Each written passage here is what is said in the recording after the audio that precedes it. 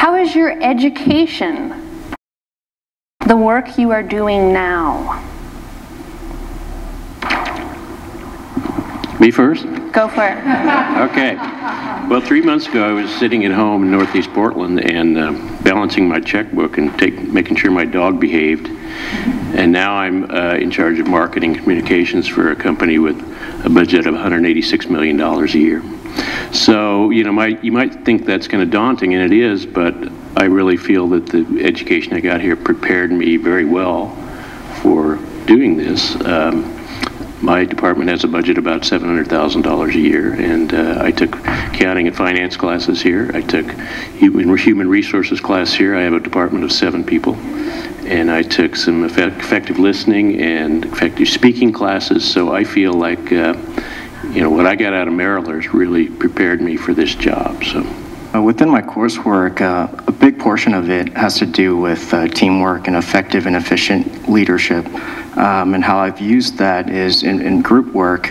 Prior to my position of where I am now, I despised group work. I really did not like it very much. I'm very independent.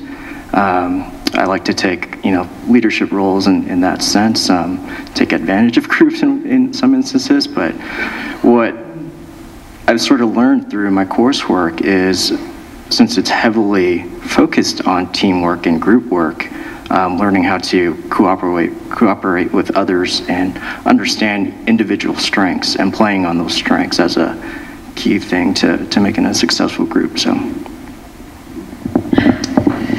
Well, for me, it's been a matter of taking with me some tools that I've had from my business classes, my strategy classes. Because I'm working with a startup company, they need help with direction. They need help with how to grow from this point on and to do it the correct way. And fortunately, because of my classes, I'm able to help them. It made me I started off as an intern there, and it made me a very valuable person to have around. You know, I've been asked this question probably about a dozen times in the last year or so. I've applied for a couple graduate schools, and every time it says, what has your education done for you? And every time I look at the question and go, I don't know. I graduated. That's what it did. And I knew that it was there, and I knew that it had helped, but I really couldn't put my finger on what that meant to me. And then recently, in my company, they actually said, you know, we're going to have this expert come in. He's going to be teaching some classes, and he's going to be going around and doing some work with everybody. And he's amazing in the field. He's great. This is going to be a great experience. By the way, his name's Greg Crosby.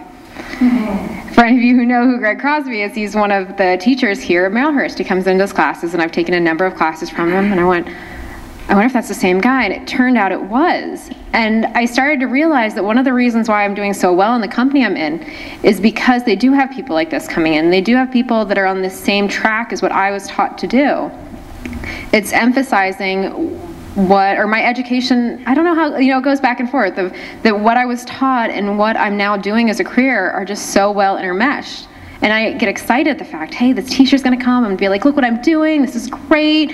You might look at me and go, wow, you're doing it totally wrong. What did I teach you?